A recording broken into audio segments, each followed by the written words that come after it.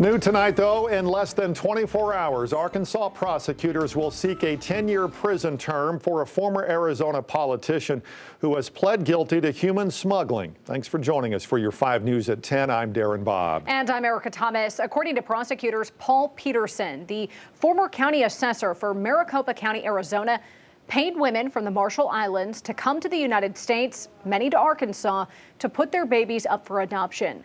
He was arrested in October of last year and hit with a slew of federal charges in Arkansas, Arizona, and Utah. And tonight, 5 News reporter Juliana Clipsum spoke with one woman who's been trying to help these women heal. Juliana?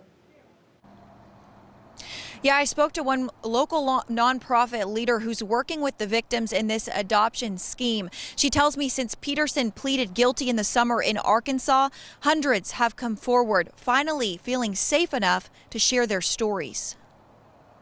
You hope that that sense of peace and justice comes at the end.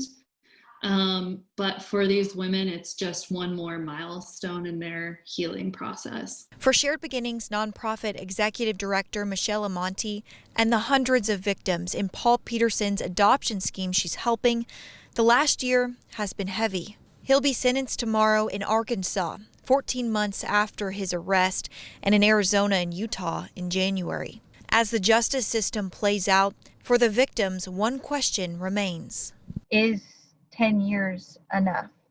I don't know that we can really quantify the impact that this has had on the hundreds of victims that have begun coming forward. Monty says since Petersen pleaded guilty in the summer, more and more victims have spoken out. She says when the women share their stories, there's one common theme. A lot of them, it's just fear. To her knowledge, Monty says Petersen ran 2 houses in Arkansas, one in DeQueen and a duplex in Springdale, keeping dozens of women in each home after arriving from the Marshall Islands. As justice is served tomorrow in the courtroom, Monty and her team will travel to DeQueen, Arkansas to meet 7 victims at the home they say brings memories of fear and abuse.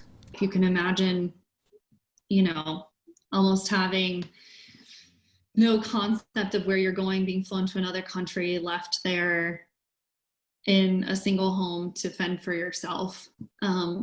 It's pretty scary. While the prosecutors serve Petersen his sentence, Monty hopes the women who suffered at his hand will feel peace visiting the home where it all happened. They want to show us. They believe that it'll be a huge step for them on their healing journey to take us back to where everything happened and to share their stories with us.